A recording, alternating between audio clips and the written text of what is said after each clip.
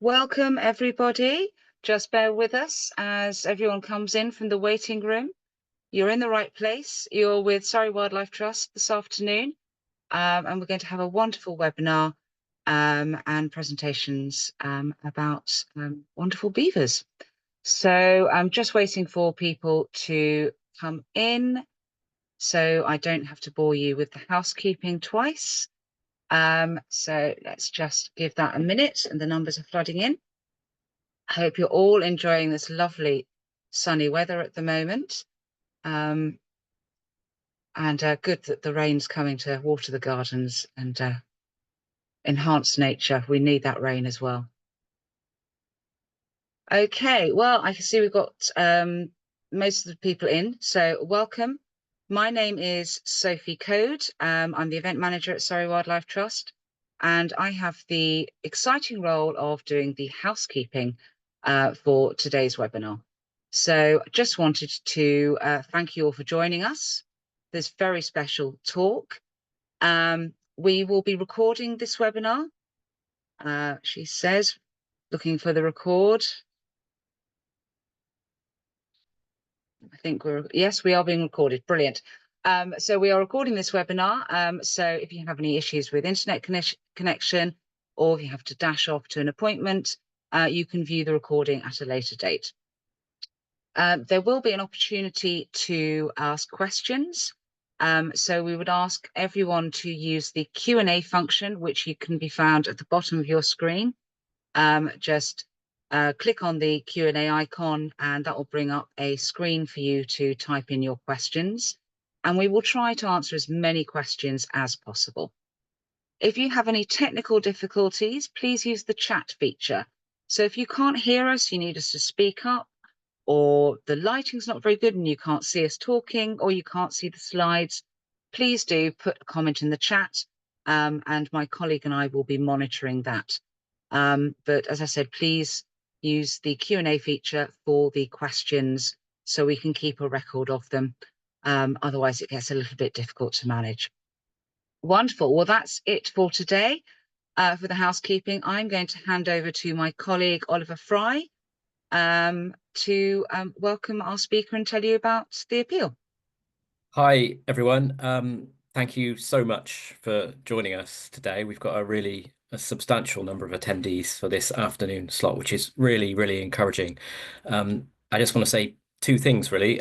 Firstly, thanks not just for being with us today, but for being with us in general as supporters and members of Surrey Wildlife Trust. As you know, we've got a huge programme of work. We don't have a huge amount of cash. I won't go on about our fundraising too much, but just wanted to remind you that this event today is part of our wider appeal, which is called Save Surrey's Nature. We're trying to raise £1 million to protect habitats and do things like the reintroduction of beavers that Adam's going to talk about today. Many of you have already made contributions to our fundraising efforts, and we're hugely grateful for that. If you feel inclined to give any more after this talk, then that would be wonderful too, but please just do enjoy what Adam's got to say.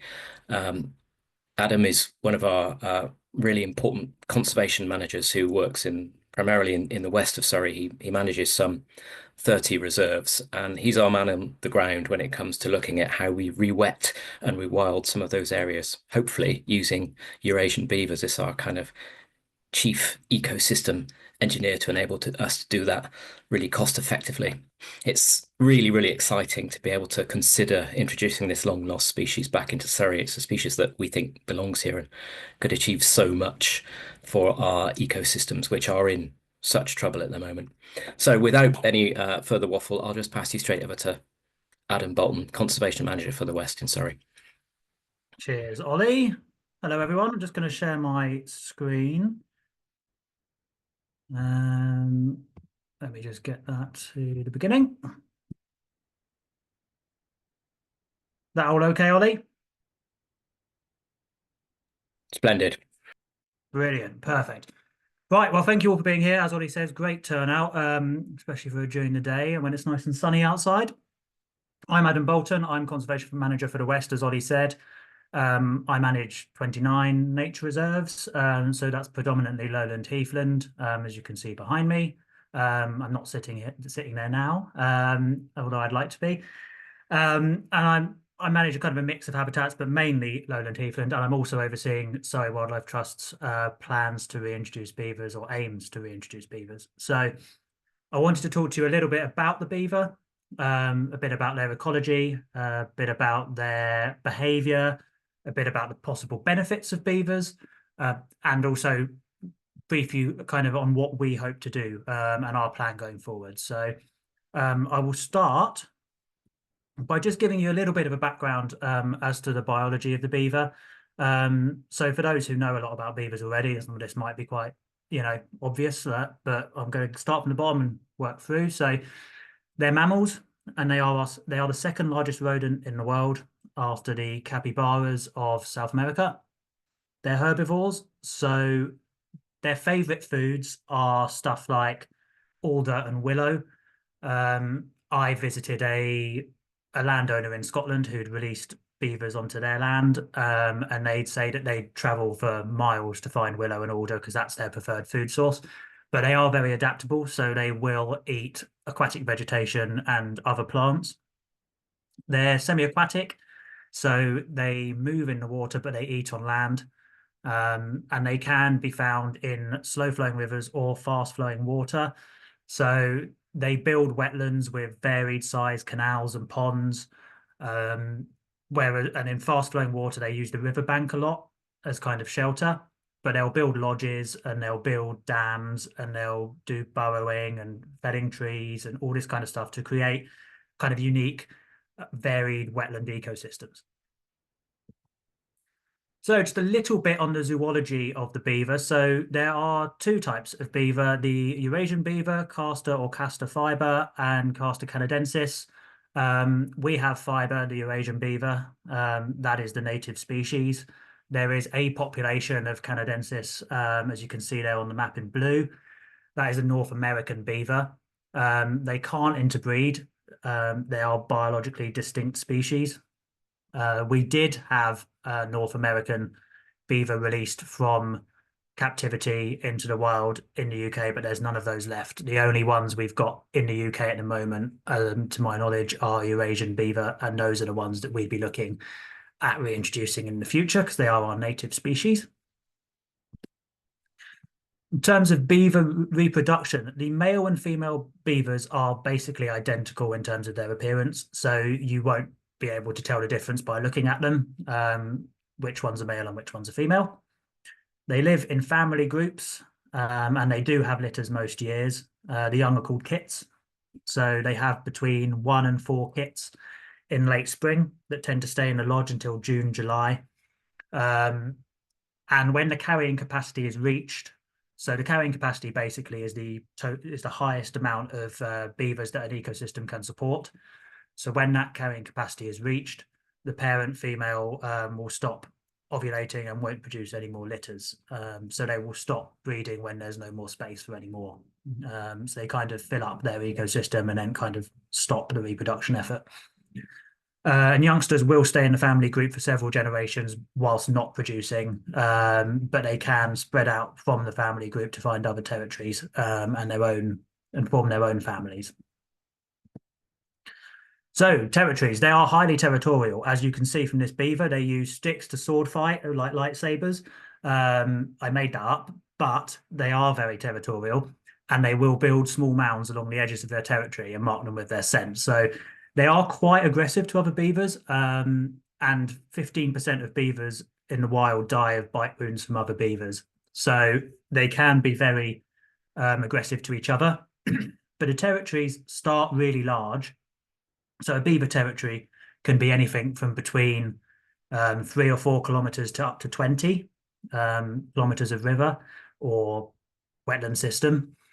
So they start really large when there's not many beavers in an area. And then as more beavers enter or young spread out, the territories will get smaller and smaller as more beavers occupy those spaces until it reaches that carrying capacity that I mentioned before. And then no more beavers will be able to move in because they'll be attacked by the territorial beavers, and the ones inside the area will stop breeding because they've reached that carrying capacity. And they're ecosystem engineers, so they'll create their own environment by damming, coppicing, and digging. So yeah, they are creators of their own environment. And here's just a bit of a photo, an aerial photo of an example of a beaver created habitat. So you can see the channels going through the area and the little pools and the diverse kind of mosaic of wetland features. This is kind of typical of what a beaver might produce. What beavers don't do is immediately flood everywhere. There's sometimes a misconception that you will release beavers somewhere and suddenly they'll block the whole river and flood the surrounding area, and it'll go overnight into a massive kind of lake. That's not the case. It's a lot more subtle. It's a lot more kind of damming the small streams and creating these little pools, and it's holding back water. It's not kind of the large scale flood that some people may consider it to be or may think it is. So beaver extinction, Ollie did mention that beavers are meant to be here. They are a native species. They were hunted for thousands of years, going back to the Pleistocene. They were common in Britain, but never colonized Ireland. And they were hunted to extinction in around the 16th century in Britain. And it's important to note that they were hunted because they were useful and not because they were a threat or a pain or in the way or causing us any problems.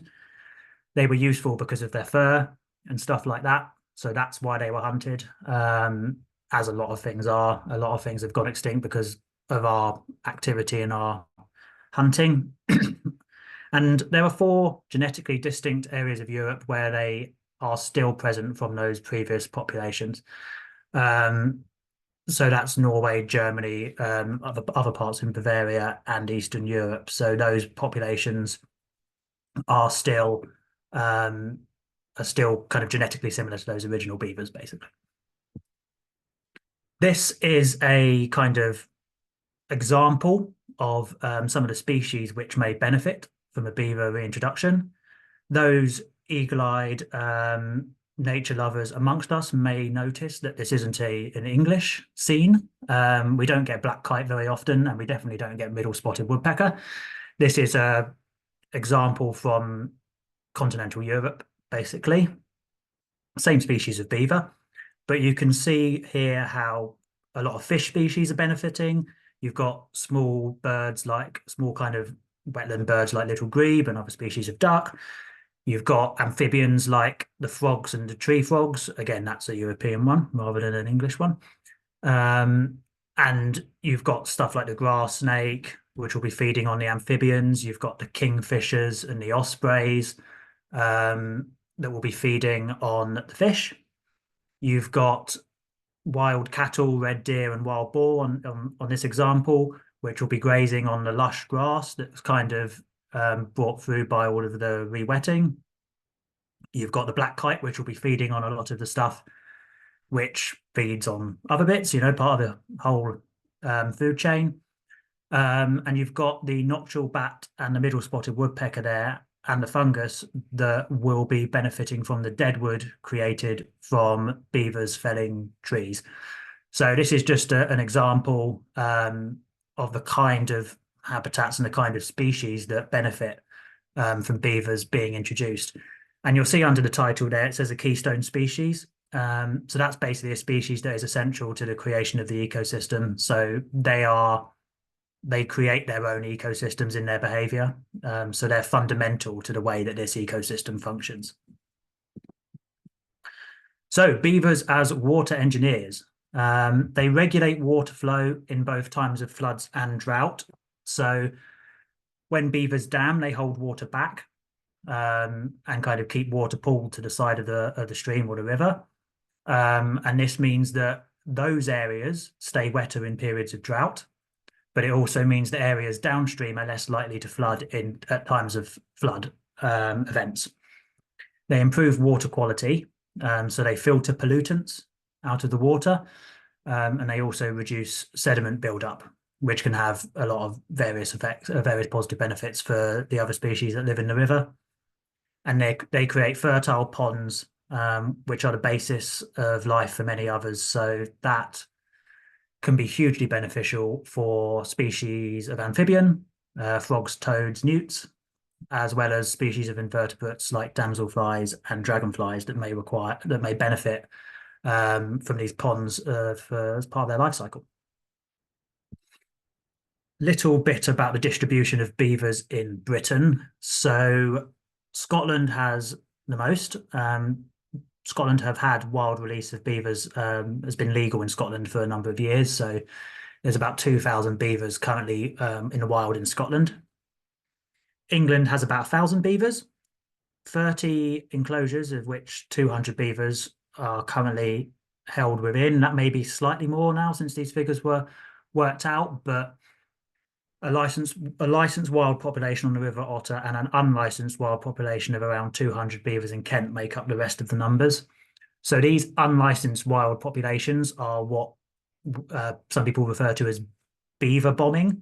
So that's basically where a person who doesn't have the correct permissions to release beavers goes into an area and just drops beavers off and allows them to do their thing. And obviously, goes without saying that at the Wildlife Trust, this isn't something we condone. We want to do things properly, go through all of the correct procedure, get all of the necessary permissions, and do everything in the right way. But people have done that in the past, and there are beavers in the wild in Britain as a result of that. There are some enclosures and some small unlicensed sites in Wales. So the legal status of beavers, and so they are protected as of the 1st of October 2022. So you will need a license, otherwise it's a criminal offence to injure, kill, capture or disturb beavers. If we were to release beavers at any point, we would get appropriate training and everything like that. And probably the main thing that's kickstarted this, and probably a reason why a lot of you are here today, is that you've probably seen in the news that in April 2025, the government announced that they will allow applications for wild releases in England. So that now means that we can look at releasing beavers into the wild without needing enclosures. So that's a step forward, and we think a huge positive step forward for nature in this country. So I want to quickly go through a couple of other impacts, examples of where beavers can have real positive benefits. They can save us a lot of money. So they do a lot of work which we would otherwise have to pay for people to do for us. So a good example is a scheme in the Czech Republic where they were going to build a massive dam to hold back water. But in the process of beginning that project, red tape held it up. And it may have coincided with COVID, I can't quite remember, but there was a massive delay basically in the scheme. And beavers thought, oh, well, this is nice, I'll move in here. And they moved in whilst we were kind of, humans were faffing around, not doing the work. And beavers did it for us. So they created all of these dams. They put the dams in themselves, and we no longer needed to do the project. And it saved the government €1 million. So obviously that is an extreme example, but there's smaller scale examples where, you know, beavers do work that we would otherwise have to pay quite a lot of money for contractors and other people to do for us. So climate resilience, again, this is, as I expect a lot of you live in Surrey, and we suffer a lot from wildfires. Surrey Wildlife Trust lost 18% of the land that we managed to wildfires in 2022, so just under 1,000 hectares. And we've already had nationally more wildfires this year than we did in the whole of last year. So it's a problem that's getting more serious and you know, more severe. And beavers can help with that because they hold back water, they keep areas wetter. There's more standing water, and it's less likely that large-scale wildfires will happen in areas where beavers are present. And that is actually coming through in evidence and scientific data coming out of the wildfires in the US, where areas where beavers are present have suffered less from the forest fires and the wildfires than areas where beavers aren't present. So it's really starting to show the positive benefits that beavers can have in keeping us safe from wildfire. They're also really beneficial for fish populations. And this is something which sometimes there's a bit of a misconception about, that beavers and fish don't really get on, but the truth is they've coexisted for thousands of years in the same ecosystems. And actually, there's really good evidence coming out that the beavers actually massively help fish populations because they increase the quality of the water, they filter pollutants, they reduce the sediment, they make the gravels cleaner for spawning habitat.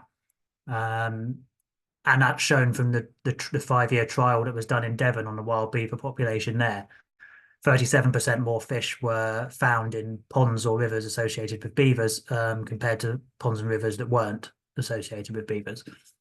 So it goes to show a massive positive impact on fish populations, and this should in turn hopefully have a positive impact on angling clubs and stuff that rely on those fish.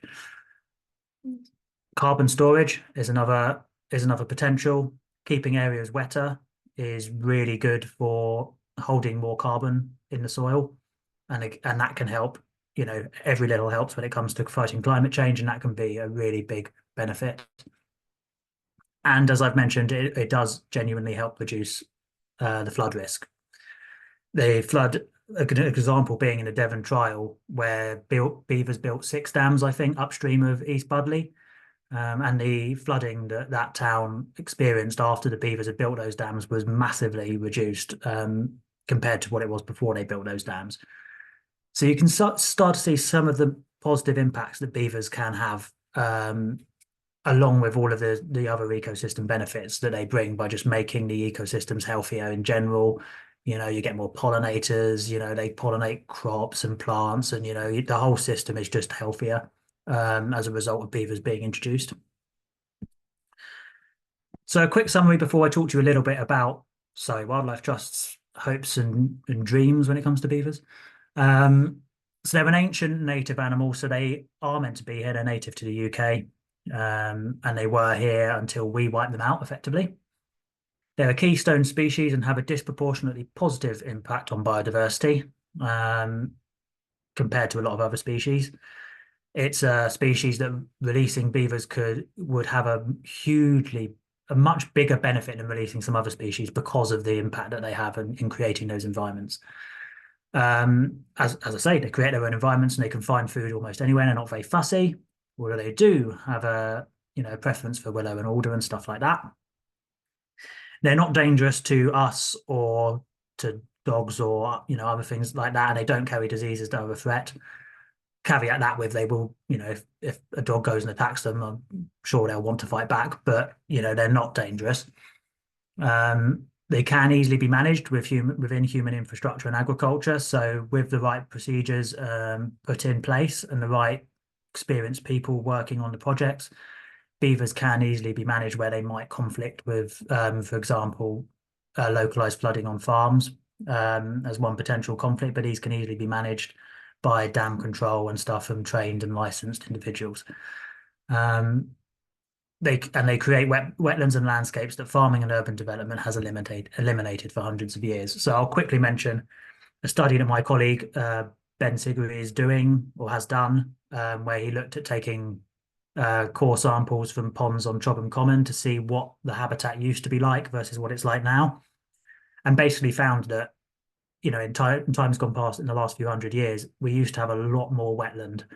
A lot more wetland species were found in those cores hundreds of years ago, and it's no coincidence that beavers went extinct in the 16th century, and since then we've got less and less wetland vegetation, less and less wetland habitat, more and more fire risk, drier habitats in general, and getting beavers back would massively help solve those problems. And so that is the end of the bit about the beavers and their biology. So I'm going to leave this artistic impression up whilst I just give you a bit of background as to the trust and what we're doing at the moment.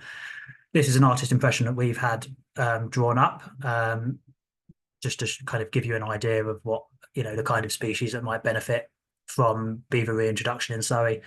So you can see dragonflies there. You'll have to trust me, but on the left there, that is the tail of a small red damselfly, another quite rare species. Can't fit a whole thing on the presentation, so that's quite a rare species of damselfly that will benefit. You've got frogs and snakes, grass snakes. You've got a raft spider there.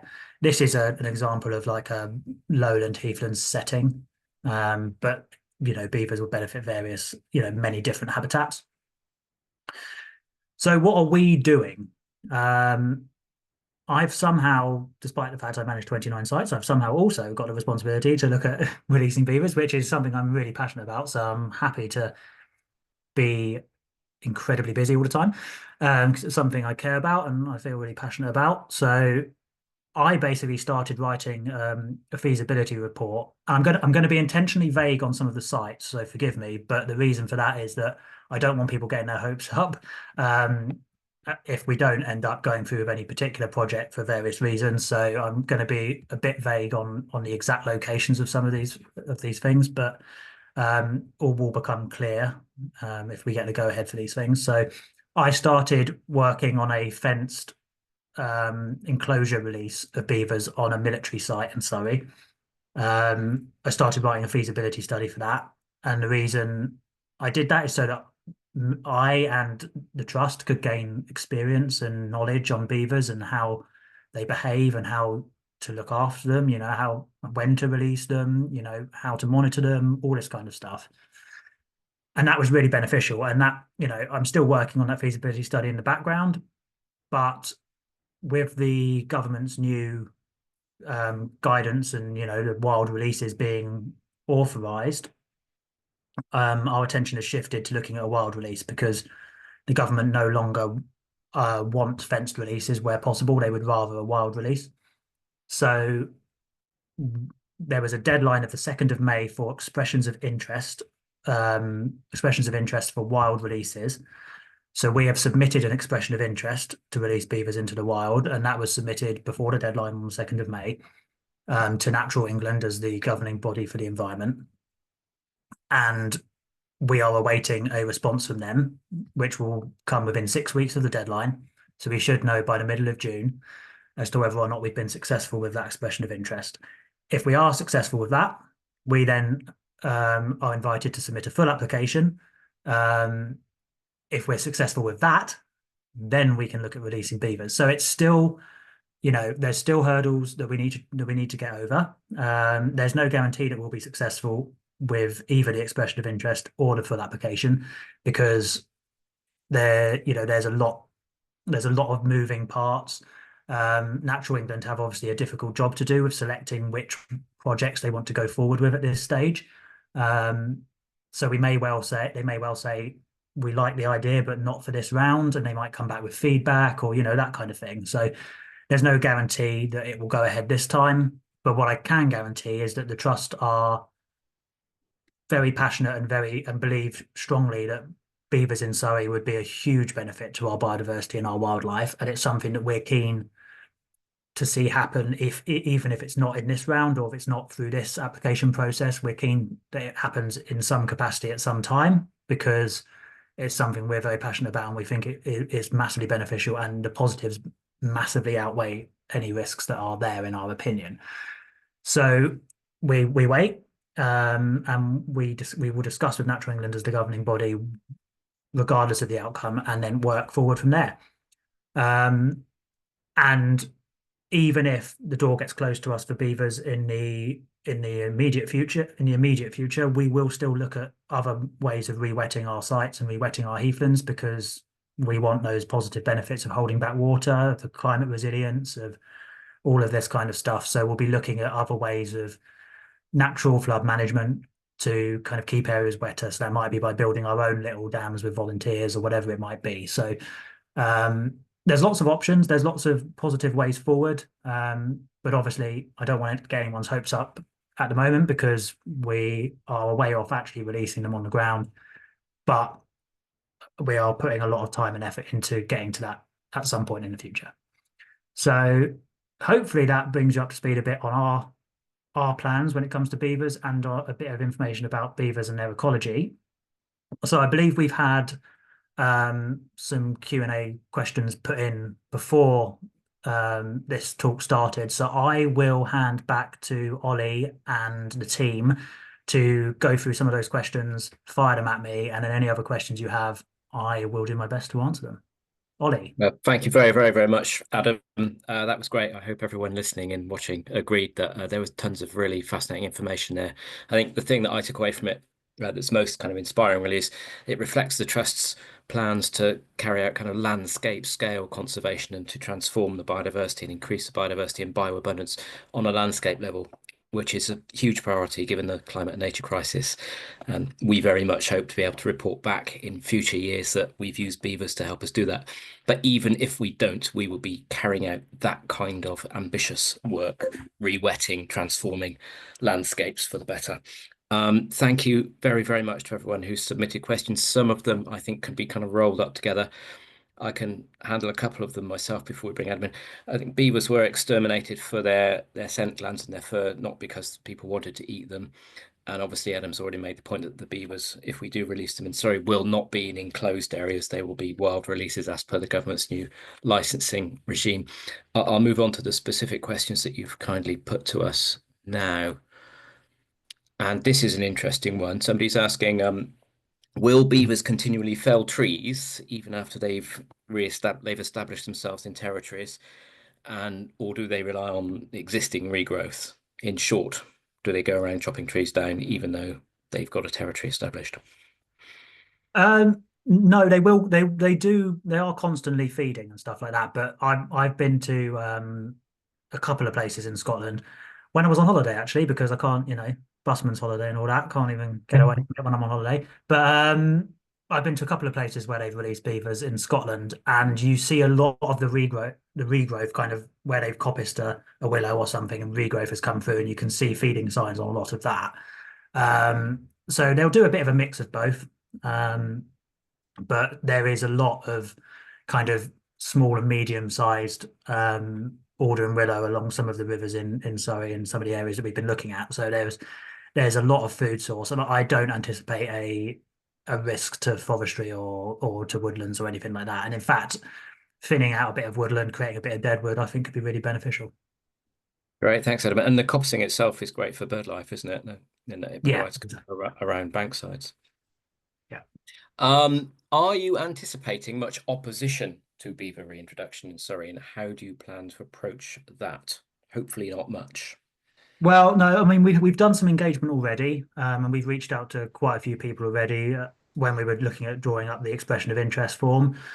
And at the moment, actually, we've had overwhelmingly positive feedback. The areas that maybe there might be some conflict, and there has potentially shown as conflict in previous beaver releases, is on localized flooding to farmland or potential localized flooding to roads and stuff like that. But that can be quite easily mitigated for. Basically, I will be, me and my team and other people at the Trust will be getting training to remove beaver dams where they are a risk. So if, for example, a beaver has dammed somewhere that is flooding a farmer's field, we will have the license and the training to go out and remove that dam to protect the farmer's land or the property or whatever it might be. So, and all of that will have to be built into a mitigation plan if we were to go to full application phase. Someone else has asked, what would you do, to paraphrase, about any rogue beavers that got into people's gardens and so on? And I guess we would be able to remove, but probably not harm, any beavers that did stray out of places where they should be.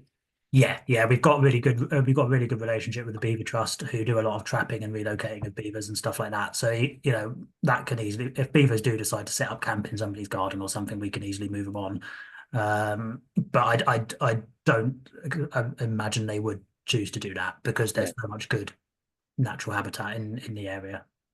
On a kind of slightly related topic, somebody wants to know, I think lots of people want to know actually, would you be able to go and see the beavers, and if so, where and when?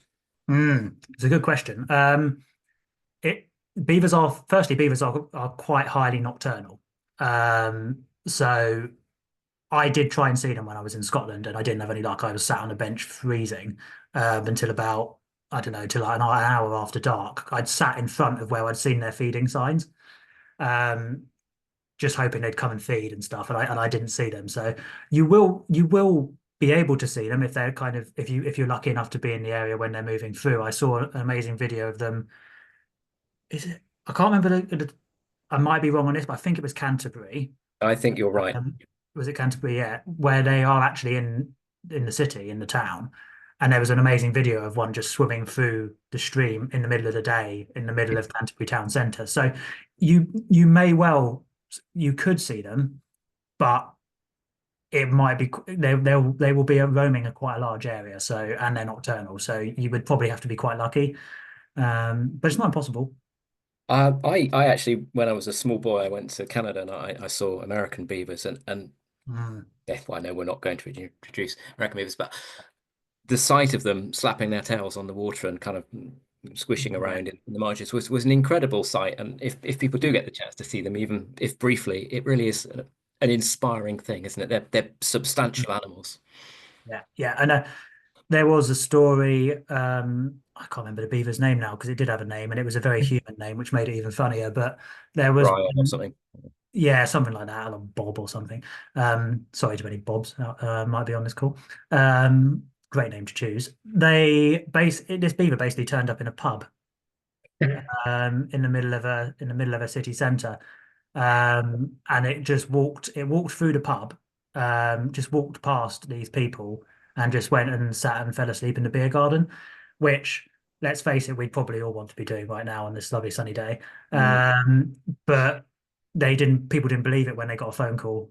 The animal rescue people got a phone call saying, I think there's a beaver in our beer garden. So, they do get around. So if we see you in a beer garden, Adam, you'll be able to say that you're beaver watching. Exactly. Yes. Excellent On the work. job. Exactly. Very good.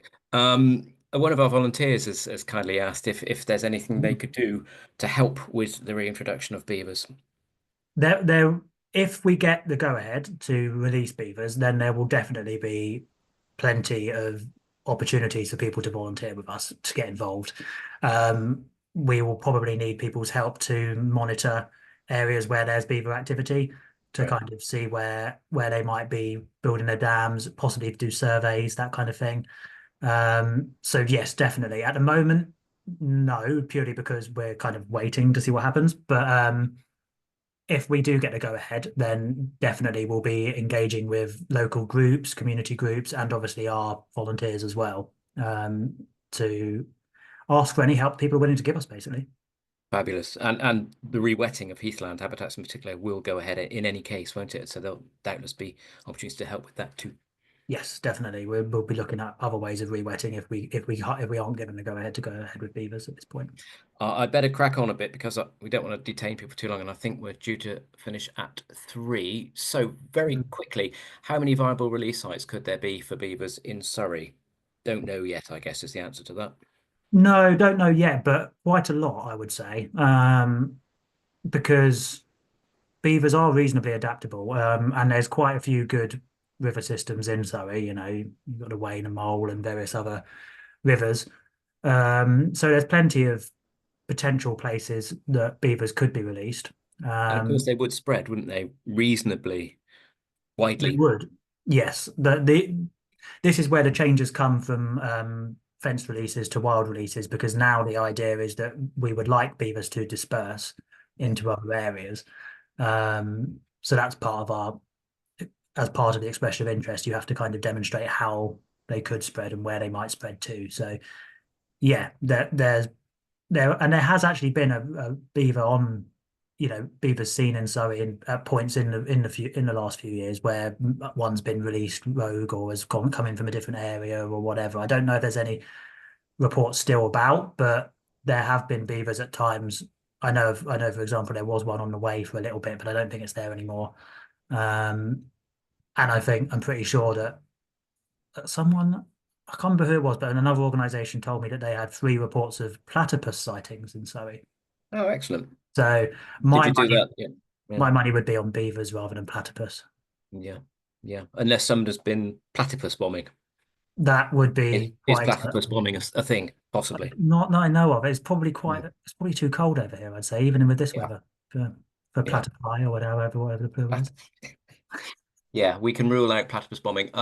There's a really interesting question about management, and this person wants to know, would we release several pairs in close proximity to each other, or just start with a single breeding pair and see how they got on initially? The aim would be to release multiple pairs. mainly for genetic diversity. So, and they would not be released right next to each other, but in a rough kind of vicinity, within kind of probably at least kind of 3 kilometers apart, so they have that space to create their own territories. And then obviously, if you just have one family and they breed and spread and they just breed with each other, then it's obviously not good for genetic diversity. So you want multiple families with different genetics to create a more diverse population. So the aim would be to release probably minimum of 3 families in an initial release. Okay, I'm going to be even quicker now.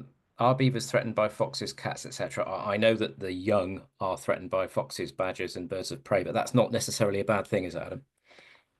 No, I mean, beavers will just become part of the ecosystem. So in terms of the natural predators, they will have natural predators as they do anywhere else.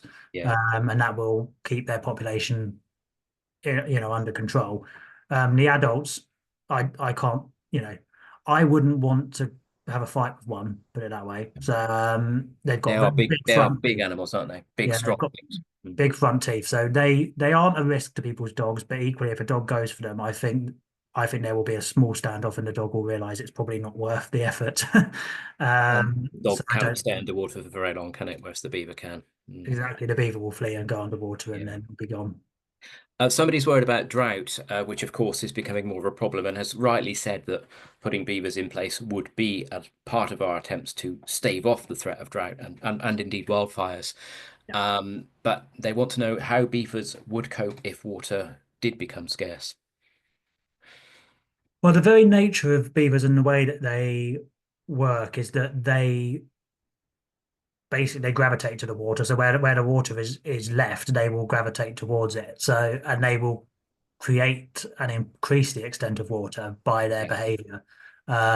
indeed. So I feel it's if the beavers have no water, well, effectively all of our rivers would have to dry up, I think, for them to have no Yeah, access so to the water. situation would be so dire, beavers Yeah, might be the least of our concerns if that were to become a I'd problem. suggest it'd be apocalyptic if Yes, that indeed. happened. Which we can't rule out, of course, but we're hoping No, doesn't exactly. We're hopeful that won't, happen anytime soon. it's not in Uh, EOI, but no, and another very intelligent question. I think the answer is yes and no, respectively.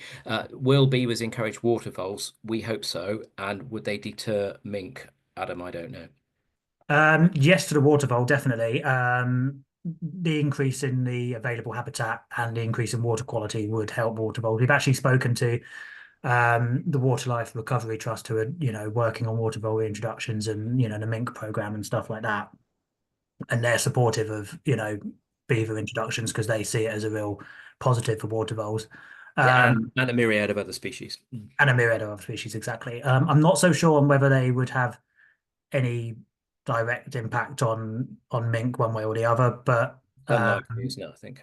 but that's obviously something which people are looking at anyway. Interestingly, otters do predate beaver kits, don't they? Not that that's a problem, as you've already said, but that's an interesting little fact. Yeah, but yeah, we need some stuff like that to keep populations of anything under control. Exactly. Predation. Exactly. You see that with deer. We have to, not us personally, but people in general have to cull deer Yes. at times because their populations get out of control because we've got no large predators. Another one about pollutants. If the beavers and dams filter the water, what happens to the pollutants? An interesting question. Yeah, it is an interesting question. So I assume they just break down. yes, yeah, I don't. I'm a land manager, not a scientist, so I'm not 100% sure how it works. But I know there's been a lot of evidence and studies that show that the water quality and the amount of pollutants Yeah. in the rivers is significantly less when beavers are present. Of How course, we prefer there not to be pollutants in the water in the first in the place. first We're place? working on that with landowners and farmers too, of course. Yes, exactly. Another quickie. Habitat in southern England is fragmented. That's certainly a big problem. How far will beavers roam to find suitable habitat, if necessary, across unsuitable habitat? Yeah, good question. Yeah. Yeah, is a good question. I mean, the areas that we would choose to release them would have strategic links to other areas to allow them to spread out. So we would identify areas where we think there is the potential for them to spread. And they would use kind of rivers and other waterways to move. They don't tend to move, from my knowledge, they don't tend to move huge distances over unfavorable land. But we do, whilst habitat is generally quite fragmented in this country, we do have a good river system, in the UK in general. Like, the rivers are reasonably well connected. They might find some barriers in terms of absolutely huge, like human-made weirs and stuff, which they might struggle to get over. But the vast majority of the smaller weirs and stuff, they'll go around them or over them, and they are able to kind of move and spread along most of our waterways. Here's a really interesting one about fish. We know the evidence suggests that beavers are really good for fish numbers, but are they good for migratory fish like salmon and sea trout, in particular salmon, I guess? Perhaps not so good. Is there anything? No, they are really beneficial to migratory to salmonids and migratory fish species. Oh, okay, right.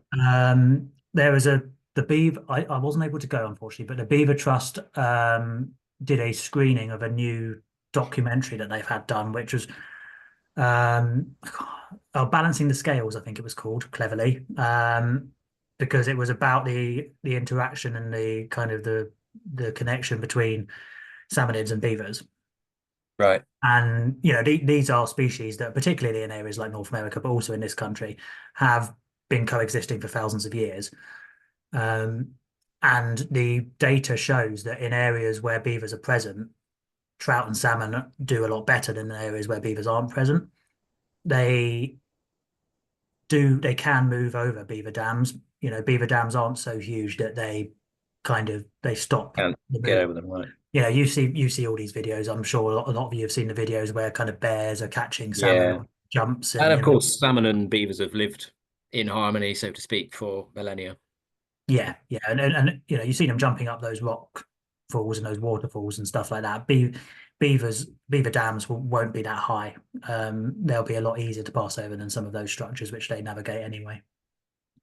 We've had so many questions. I'm reluctant to hit you with too many more. I'm actually starting to feel a bit sorry for you. No. Go on. We've covered how they'll be controlled. Can they help re-wetting peatlands? I think that's yes, isn't it? Yeah. I mean, we would love to have them on some of our heathland sites, because we do have peat on a number of our heathland sites, reasonably deep peat in some areas. And keeping those areas wetter will increase and improve the quality of the peat and help store more carbon. So I definitely think they could have positive benefits for that kind of habitat. Great. Somebody's asked, will there be a recording of this event? The answer is yes. We'll make sure you get that. A couple of people have wondered what the potential disadvantages of introducing beavers would be. Anything has downsides and upsides, but what would be the potential problems that we'd have to tackle, Adam? It's only really that problem I mentioned about the potential for localized flooding in certain areas, depending on where they build their dams, really. And that, again, is something which we can mitigate for and we can control. So it's those kind of things, and about just making sure that we're clear in our messaging, and that we get we communicate with the right people, and that the perception is positive of the project and stuff like that, because we don't want to impact relationships with people who might not be 100% in favor. So we just communicate with these people and make sure that we put plans in place to mitigate if there were any. And as you've said, the kind of myth of them creating huge lakes and flooding out huge areas is largely a myth. Yes, yeah. I mean, I've seen before and after photos of well, I wasn't able to share it because it's on the software online, but of kind of progress photos of beaver projects, and 4 years on, you can see the difference, but it's not suddenly a lake. It's just a kind of diverse wetland with little channels and stuff like that. So it's much more discreet than some people think it is. And to quickly paraphrase a couple, would we expect to carry out releases in urban areas, particularly new urban extensions, as the questioners phrased it? I guess that's not part of our immediate planning, but they could find their way into urbanized areas over time, I guess. Yeah, exactly. I mean, we'd be identifying areas where the best possible habitat is in order to do releases, and that's not urban areas. But as I mentioned with the Canterbury video and stuff, they do get into urban areas if that's, if there's enough beavers and they're pushed into other territories and stuff. Yeah. But they won't be. They're not capable of kind of burrowing into concrete canal walls and damaging infrastructure and stuff like that.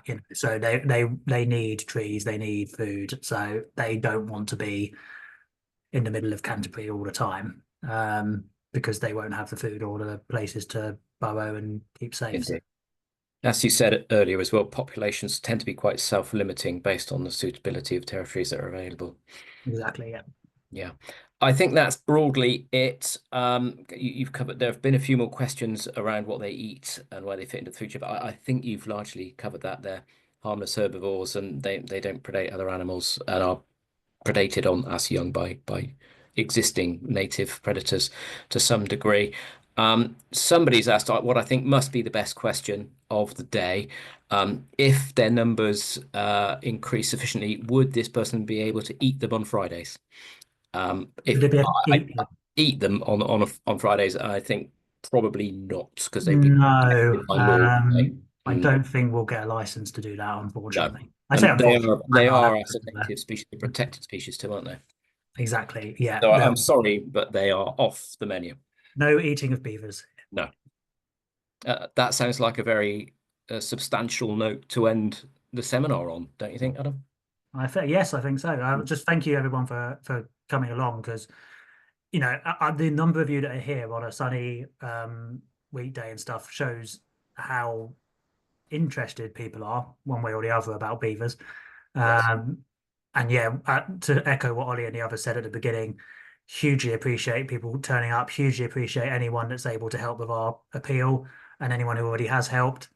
And also hugely appreciate anyone who's willing to offer their time to volunteer if we do manage to get a go ahead of this project. So just a big thank you really from me. Here. And for those of us who have signed up to our various newsletters, whether physical or electronic, we will keep you posted as events unfold on the ground. And if you want to know more about our fundraising, it's all on our website on the homepage. If you can give, please do. If you can't, thanks anyway for being interested and supportive of our work.